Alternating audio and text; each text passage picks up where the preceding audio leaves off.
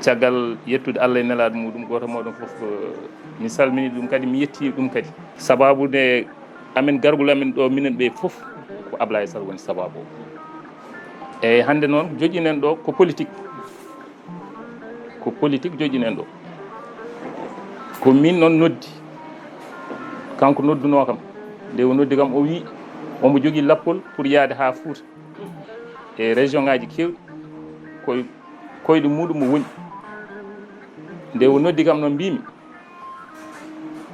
tawata ɗo ko goto fof koye jogui ko liggey muɗum eyyi noon ko haaju peut être oppante haaju on jarama no fewi kanko noon Amadou oɗo wone moɗon wanduɓema woodi moɗon gandama enen to meɗen to mbiyetenmo ko Amadou Mambano kono heddiɓe mbiyata ko Amali won hen ni wona Amali o woodi ko takkata hen ɓe mbiye Amali Akile kanko woni président Yeesal en Marche min kam ne wawi ni taw heddiɓe cuwa taw nadde mais min kam mi naati mboɗo jogui hay carte lam nan ɗo mi soodi kartal ngal kono noon ittani woodi ɓe tawɗen ɗo neɗɗo noon hande ɗo kanko ko kesso kono enen foof jooɗiɓe ɗo ɓe ken zone uji et puis enen foof en poti vodde kono enen meɗen foof woodi ɗo wonno min kaldo e moon woodi ɗo gurnomi mais nde caggal Allah nalal muɗum nde oɗo Abdoul Sira Amérique noddi kam laabi kewɗi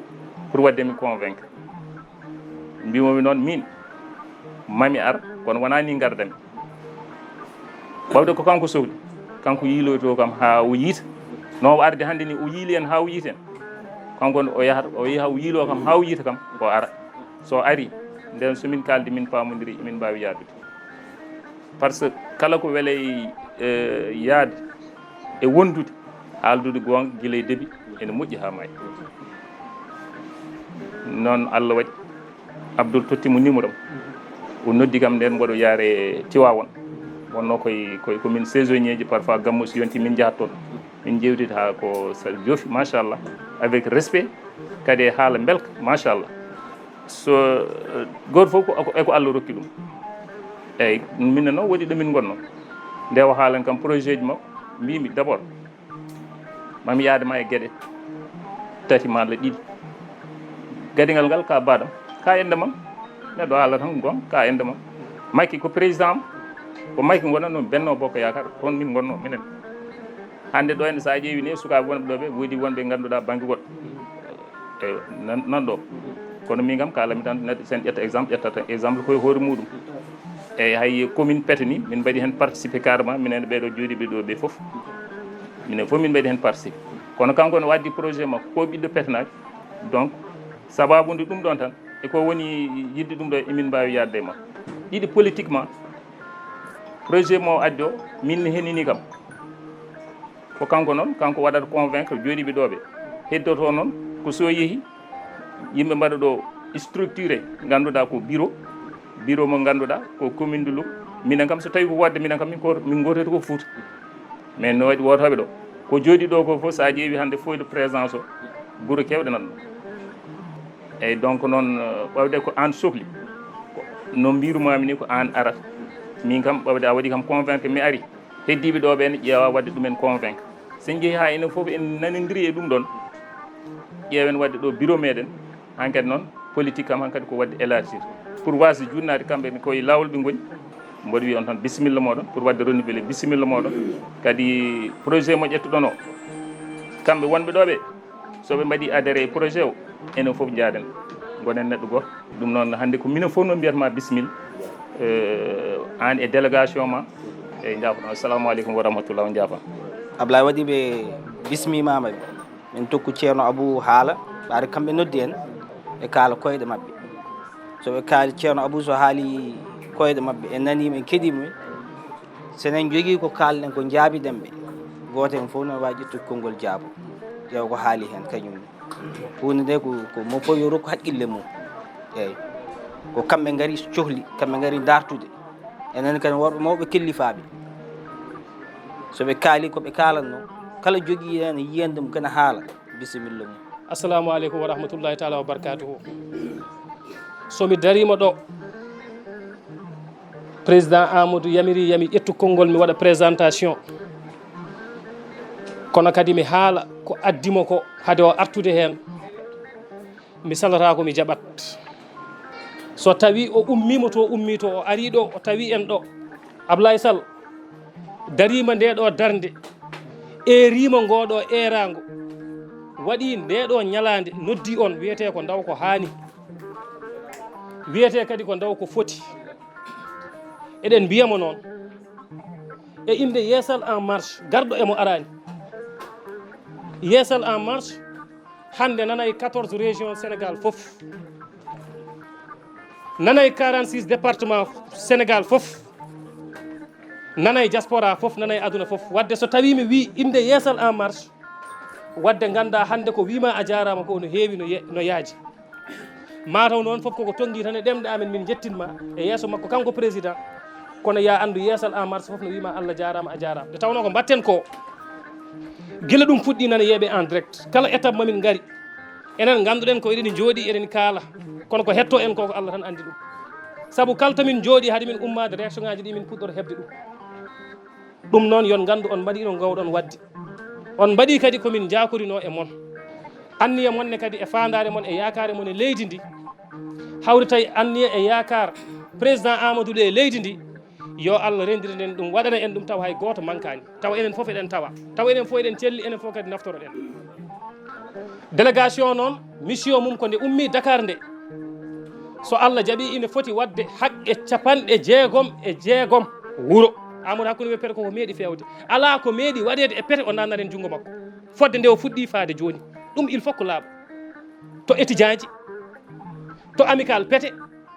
to projet ji batteɗi tawa koye wuuro ngo artata walla e diwan o arta. Heddi kay ko Amadou, Allah waɗani ɗum no nande heddiɓe. Amadou waɗira saabu Allah.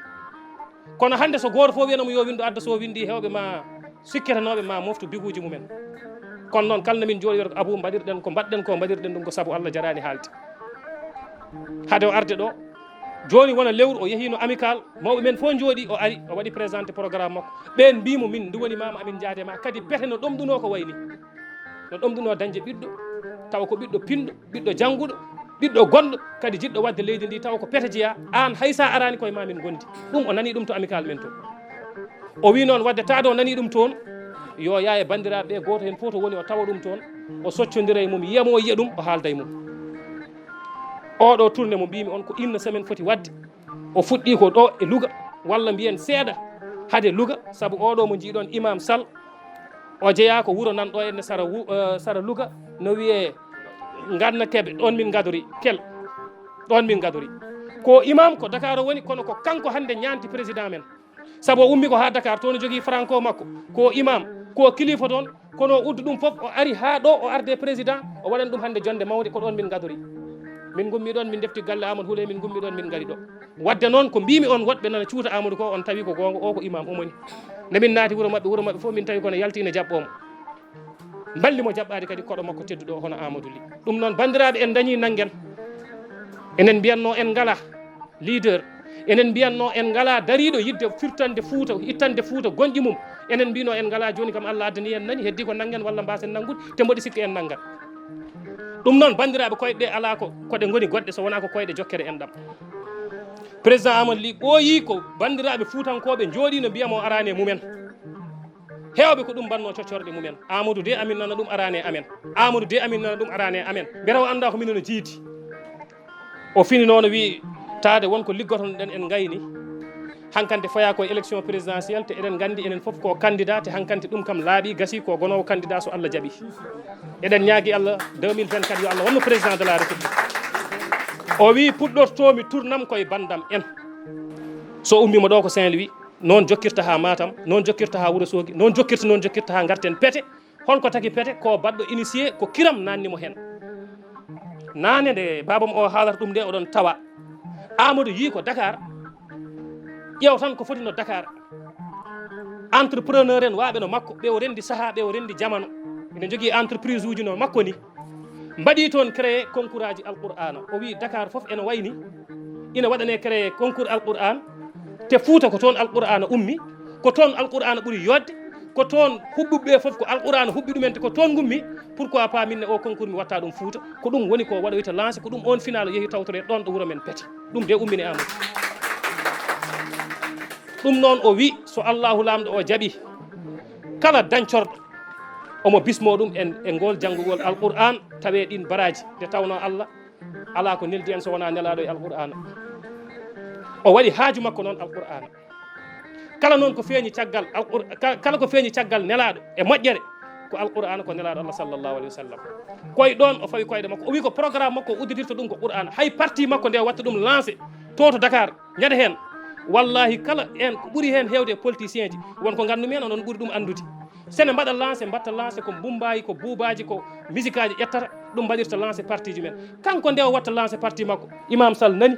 ko o ari addi almuɓɓe ɓe mbaɗiri lancé parti mabɓe ko kamil alqur'ana ko o janggi hadmo o omoni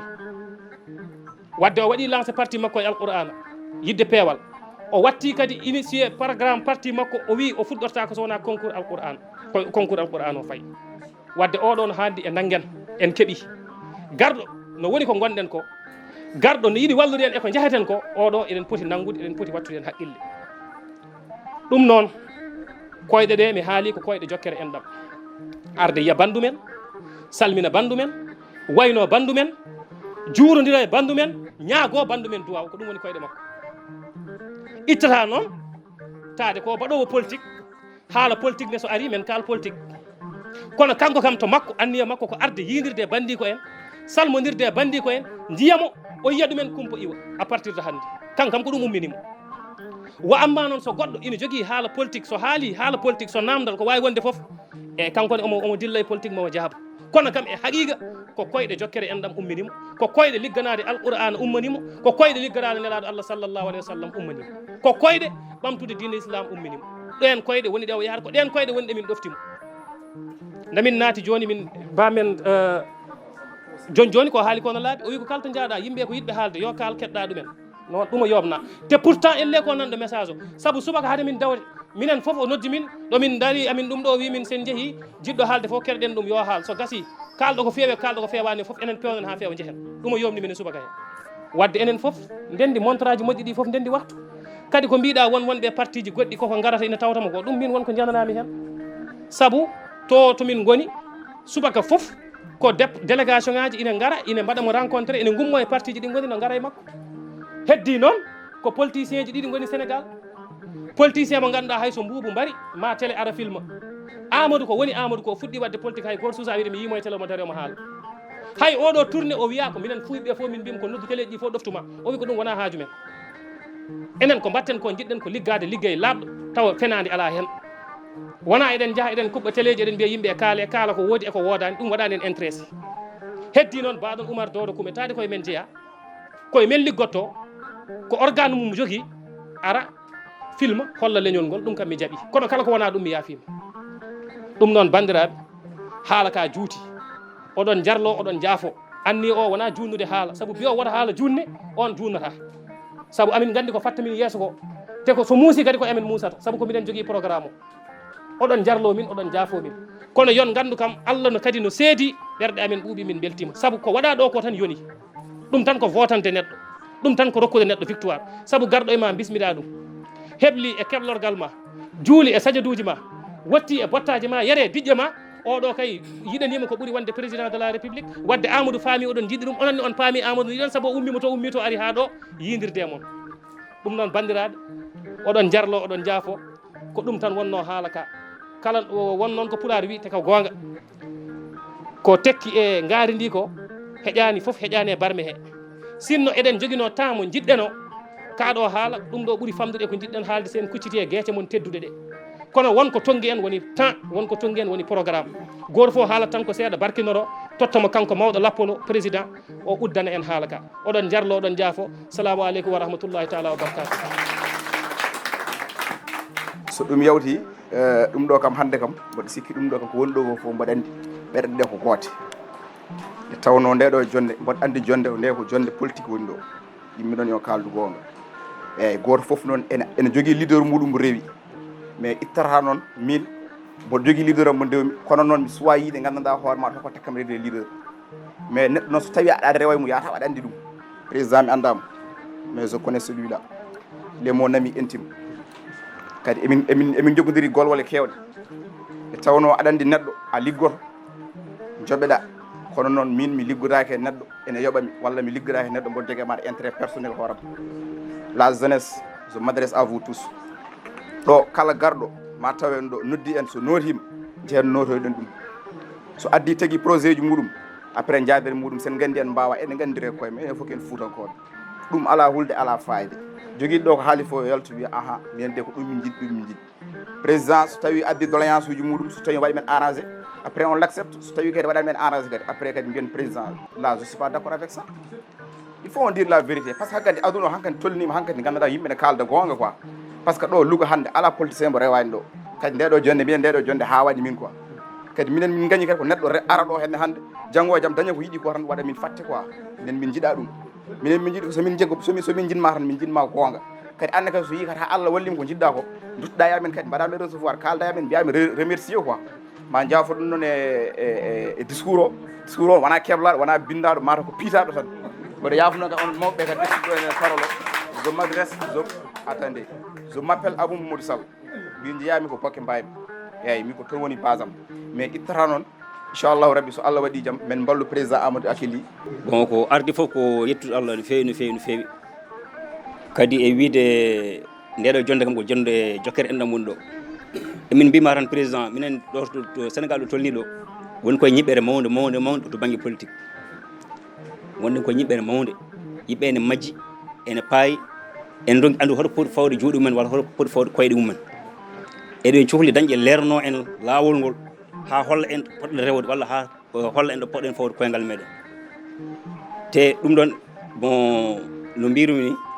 wadde en jii neɗɗo jaaɗo e meɗen mo jogui en yakar eɗen pour wawde jogade mum jorto moƴƴo so ari en pour wawde hollude en laawol poɗɗen fawde koyngal meɗen saabu enen kam eɗen gandi politique ɓooyi waɗede e Sénégal politique ɓooyi ala fof politicien mo rewano ɗo no Boy Sall wiiri ni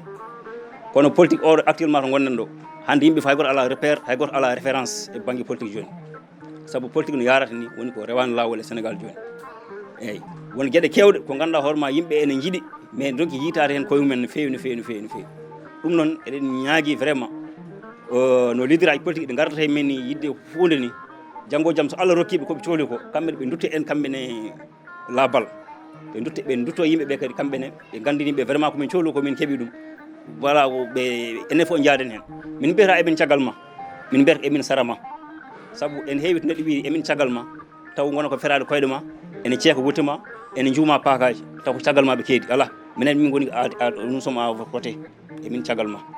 eyyi min ganda ko gadduɗa ko min jogui jorto moƴƴo e yiyande moƴƴere emin jogui kadi anniye moƴƴo ko gadduɗa ko leeri ko powɗa ɗum ƴeewen holno ɓamtortoɗen holno leydi men ɓamtorto holno diwanu men ɓamtorto saabu diwanu men o eɗen fof eɗen gandi diwanu men o ko manki toon mbiɗen Ousmane Kane jeeyango ɓuuron wiye jaragel on jarama mi salmini kala bandiraɗo jooɗiɗo en vraiment gadortomi koye kaw Ablaye Sall Dulla ko weltare tan hande Dulla so noddi tan yimɓe nototo sa seegi reedu penna tawra hen cambel hande Akili fof nde ndi poti te mbeɗa wawi wonde e wadde kala nde yonti wallahi cambel ma arte Akili min mi yii ɗum min ɗo kalmi ɗum kadi mbaɗe kadi var ko mbino pennaɓe ko mbaɗe vidéo nawon kam var sa mbeɗa andi andiyaji mabɓe ɗi fof ko gooti woni hollum ko yidde daranade Sénégal e yidde daranade peete saabu hande en jii peete jamma e ñalawma wajiɓe nana goyo ndiyam kono hatta fo kanko omon waɗen ko wawi ko jombani hande oɗo garɗo ɗo no nanirtumomi ni hande e darde makko hande e labde makko reedu haalani ɗo nde jombani hande kala ko pennaɓe manka on wawi ɗum wadde ko wajiɓe mbi ko rek so Allah jaaɓi kay so ari tan ko satti grand ko gummanɗa ko yo Allah hokke ɗum yo Allah hokke sago ma yaɓat kalena ɗum yo Allah hokke sago hoorema hokko ɓi jullugalde walla jokko en ɗam